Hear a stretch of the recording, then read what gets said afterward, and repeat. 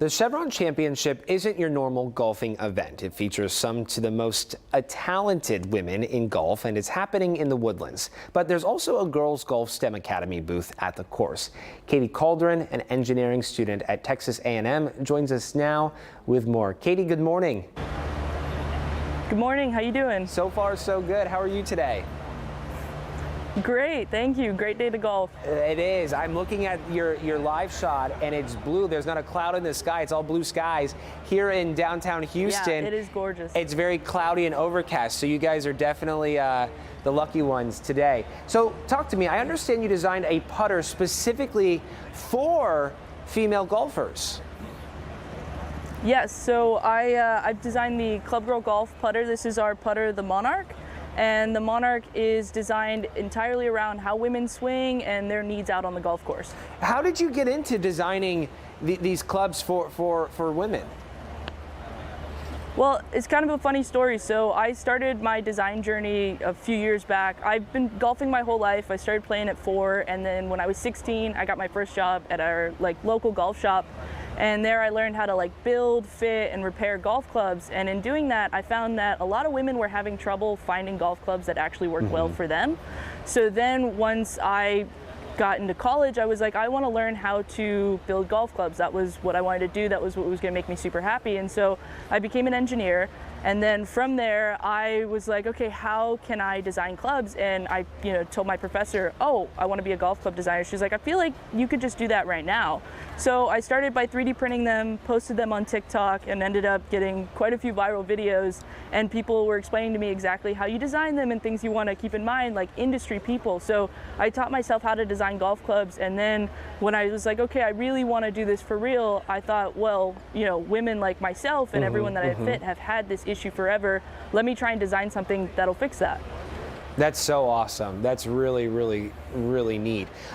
Talk to us about the differences in retail golf clubs versus ones designed specifically for female golfers. For sure. So there's a saying in the industry, and it's called shrink it and pink it. And that's kind of how they make and design women's golf clubs right now. They take their men's most forgiving golf clubs and they'll cut down the height a little bit and change the graphics to pink. And it's kind of become the industry standard. But it creates a lot of issues for women, and a lot of the times we have to get super customized clubs and pay a lot more just to play the game. So with my club, it's a bit different, and we wanted it actually to be custom to you, which is how we started to design differently. That's so awesome. Talk to us about the process, what it was like for designing this club and then going through that approval process by the USGA. Yes. So it's definitely been quite a journey. I think, I designed my first putter back in 2020.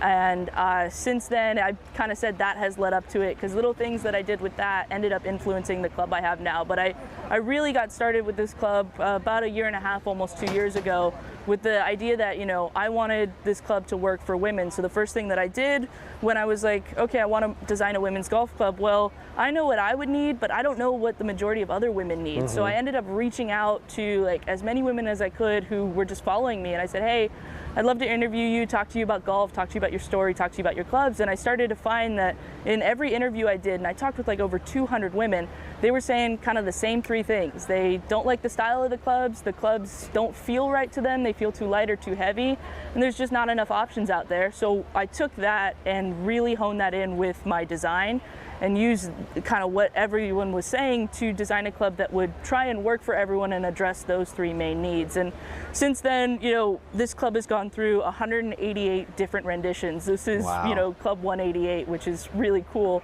And, we're working right now with the USGA to get it approved, to get it on tour, and to hopefully get it out into the market pretty soon. Yeah, I think this speaks to the promise of your product, and I'm sure there are so many women thanking you this morning for taking on this endeavor. You haven't graduated yet, have you? No, I'm a junior at Texas A&M right now. You're a junior right now. What are your aspirations Yes. for after you graduate next year? So my goal is to keep this going, and my goal is by the start of my senior year, I'd like to at least begin our pre-sales, if not our full sales, and then after college, I want to keep it going. I don't want to make just putters. I want to make, irons, drivers, wedges, all of it, and really grow this into a brand that's here to change women's golf and give women the equipment they deserve. Katie Calderon, you are going so far in this life. We so much appreciate you coming on this show this morning and taking time to chat with us. Awesome work. Thank you so much. Absolutely. Yeah.